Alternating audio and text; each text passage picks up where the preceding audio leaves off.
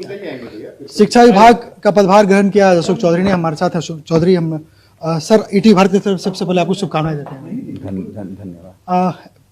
काफ़ी चैलेंजेस है, सबसे चैलेंजिंग डिपार्टमेंट शिक्षा विभाग माना जाता है, पहले ही मंत्री रहे हैं। नए चैलेंजेस क्या क्या देख रहे हैं सर? देखिए, हमारे सबसे बड़ी, हम बार बार कहते हैं कि इस प्रदेश में जो करोड़ों बच्चे हमारे यहाँ पढ़ते हैं उनके लिए गुणवत्तापूर्ण शिक्षा बहाल करना हमारी प्रायोरिटी है। और पहले भी हम कहते थे, और हम लोगों ने उस समय बहुत से इनिशिएटिव्स हमने स्टार्ट किया था। उन सब की क्या स्थिति, एक बार रिव्यू आज ही ज्वाइन किए हैं, क्या क्या रिव्यूज़ है वो उसको रिव्यू करेंगे 1-2 दिन में। और प्रायोरिटी ये जो हमारे शिक्षक हैं, जो हमारी बड़ी संख्या में पैसा भी मांगते हैं, अपने लिए सुविधा भी मांगते हैं, बहुत अच्छी बात है, होना भी चाहिए, परंतु हमारे बच्चों को पढ़ाना भी पड़ेगा। ऐसा नहीं है कि वन साइडेड हमारा काम चलेगा कि एक तरफ आपको हम हर सुविधा प्रदान करते रहें और हमारे बच्चों की पढ़ाई जो है वो डैमेज। आपकी बहाली या आपका नियोजन जो हुआ है वो हमारे बच्चों को पढ़ाने के लिए हुआ है। ये हमारी प्रायोरिटी है कि कैसे उनसे हम गुणवत्तापूर्ण शिक्षा लें। अब यूनियन बना करके सरकार पर दबाव बना दें तो आपकी संख्या तो 3 लाख है, और यहाँ करोड़ों बिहारियों की बात है कि जो हमारे यहाँ गरीब के बच्चे जो पढ़ते हैं हमारे सरकारी विद्यालयों में, उनको हम कैसे एड्रेस करें, उनकी हम पढ़ाई को कैसे गुणवत्तापूर्ण शिक्षा मिले, ये हमारी प्रायोरिटी है ना सरकार की, तो हम उसको एड्रेस करेंगे।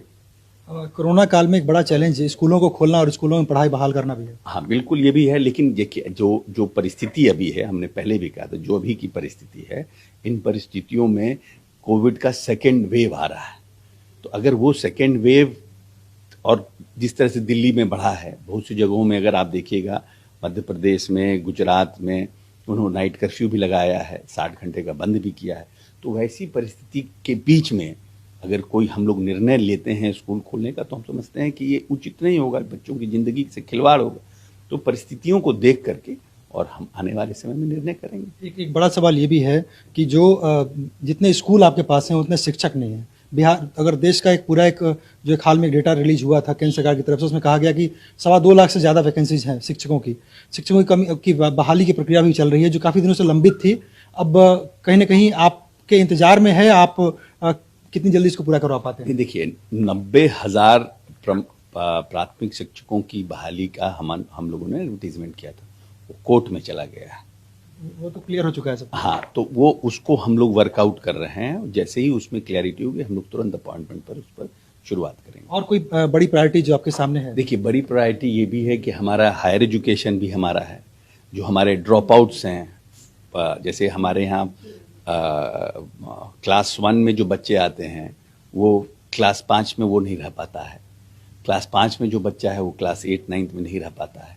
तो ये बच्चों को कैसे हम सस्टेन कराएं और कैसे हम अच्छे, जैसे अब 14 लाख बच्चे हैं, लेकिन बच्चे तो हमारे यहाँ ज़्यादा हैं, तो ये सिर्फ 14 लाख कहाँ जा रहे हैं, प्राइवेट में जा रहे हैं, कहाँ जा रहे हैं, उसको कैसे सस्टेन कराएं, ये सब चैलेंजेस है और इस सब पर हम लोग काम करेंगे। एक आखिरी सवाल है, निजी स्कूलों को लेकर लगातार ये सवाल उठते हैं, कोई नियम नहीं है, वो मनमानी करते हैं, और कोरोना काल में भी पढ़ाई भले ही नहीं हुई हो लेकिन फीस सबको भरना पड़ा है और तमाम तरह के फीस देने पड़े हैं।